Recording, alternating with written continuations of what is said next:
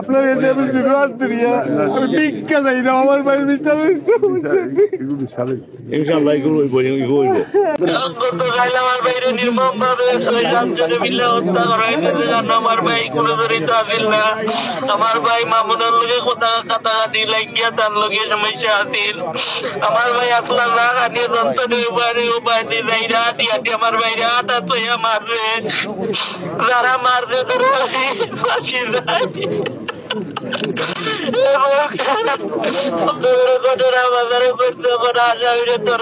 আমি 24 ঘন্টার ভিতরে চাই যে আসামি ধরক, প্রধান যত আসামি আছে তারা ধরক।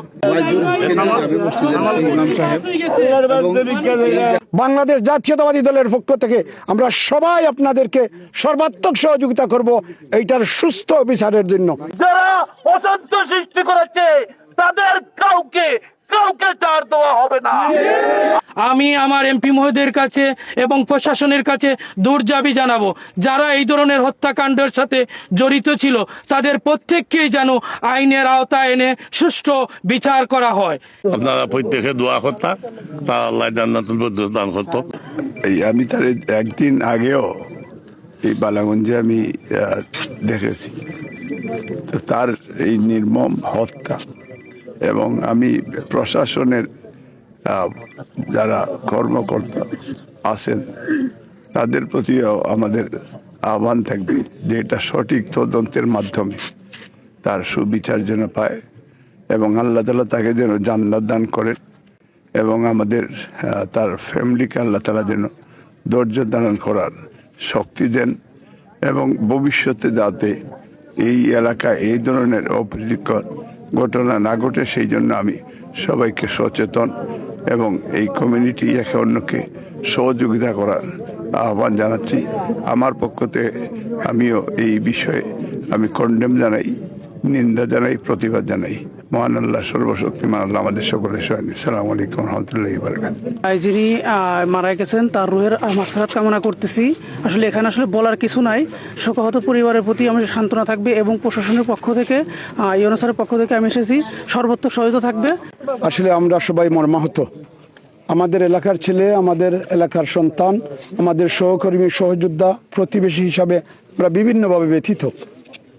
আমরা কোনো অবস্থাতেই এরকম কর্মকাণ্ডের পক্ষপাতিত্ব করা তো দূরের কথা, এদের যারা এত বড় জঘন্য অপরাধ করেছে তাদেরকে আমরা সম্মিলিতভাবে সবাই মিলে সহযোগিতা করে অতি সত্বর প্রশাসনের হাতে তুলে দিতে হবে। কারণ আমাদের হাতে আইন নাই, আইনের জায়গায় ওদেরকে নিয়ে আসতে হবে।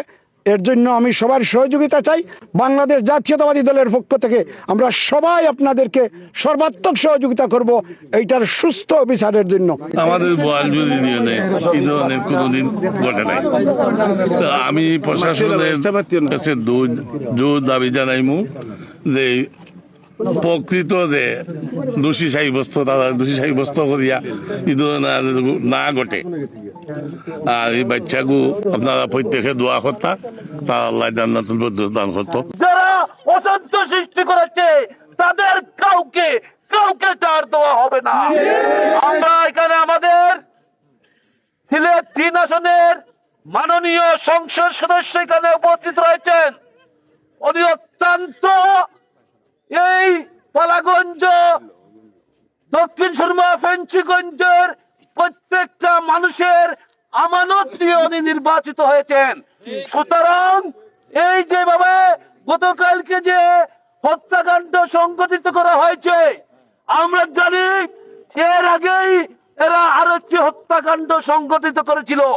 সুতরাং কোন অবস্থায় এই সকল সন্ত্রাসীদেরকে আমরা ছাড় দিব না। ইনশাআল্লাহ আপনারা পাশে থাকেন। এই সন্ত্রাসীদেরকে আমরা আইনের আওতায় এনে সর্বোচ্চ শাস্তি নিশ্চিত না হওয়া পর্যন্ত আমরা এই অপরাধীকে খুঁজতে থাকবো। আমাদের এই বালাগঞ্জ অত্যন্ত শান্তিপ্রিয় একটা বালাগঞ্জ, সেই বালাগঞ্জে এ ধরনের ঘটনা আমরা কখনো আশা করি না। আমাদের এই এলাকার মানুষের একটাই দাবি যে আমাদের এইরকম কোনো অনাকাঙ্ক্ষিত ঘটনা ঘটে আমাদের এলাকার মানুষ এবং একটা পরিবার যাতে ধ্বংস না হয়ে যায়, সেদিকে আমাদের সবাইকে লক্ষ্য রাখতে হবে। আমাদের এমপি মহোদয় যিনি নতুন মাত্র 15-20 দিন হলো দায়িত্ব নিয়েছেন, ইনি এখনো ঠিকমতো প্রত্যেকটা এলাকায় যাওয়ার সুযোগ করে নিতে পারেন নাই। এরই মধ্যে এই ধরনের ঘটনা আমরা কেউ আশা করি নাই। আমি আমার এমপি মহোদয়ের কাছে এবং প্রশাসনের কাছে দৌড় জানাবো, যারা এই ধরনের হত্যাকাণ্ডের সাথে জড়িত ছিল তাদের প্রত্যেককেই যেন আইনের আওতায় এনে সুষ্ঠু বিচার করা হয়। আমরা অত্যন্ত মর্মাহত যে আমাদের কাছ থেকে শাহ ইসমাইল আলী আজকে নাই, বিদায় নিয়েছে। এজন্য আমরা অত্যন্ত মর্মাহত।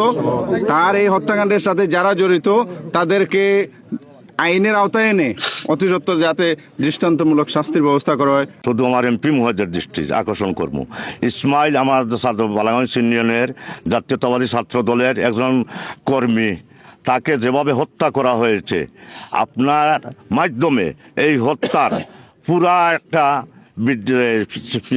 সিসি ক্যামেরা আছে বা গোয়ালজুর বাজার প্রশাসনকে আপনি নির্দেশ দিবেন প্রত্যেকটা সিসি ক্যামেরার ফুটেজগুলো নিয়ে এগুলারে দেখিয়া যাচাই করিয়া সুষ্ঠু একটা তদন্ত করিয়া বিচার আইনের আওতায় আনার জন্য। এবং এর পাশাপাশি আপনি বিশেষ করে বালাগঞ্জ উপজেলার আপনি কড়া একটা অবস্থান নেন। এই যে অবস্থা দাঁড়াইছে বালাগঞ্জ উপজেলায়, আমাদের দলের মধ্যে বিভিন্ন দলের থেকে এড হয়ে আজকে এই বিভ্রান্ত সৃষ্টি করা আরম্ভ হয়েছে। এইগুলো আপনি একটু ফলো রাখবেন। আর আমি সবার কাছে ইসমাইলের পরিবারের পক্ষ থেকে যদি ইসমাইলে কেউর সাথে কোনো ভুল করিয়া থাকে, আল্লাহর ওয়াস্তে তাকে আপনারা সবাই ক্ষমা করে দিবেন এবং সবাই তার জন্য দোয়া করবেন। আল্লাহ রাব্বুল আলামিন জানে তাকে উচ্চ জান্নাতুল ফেরদাউস দান করে।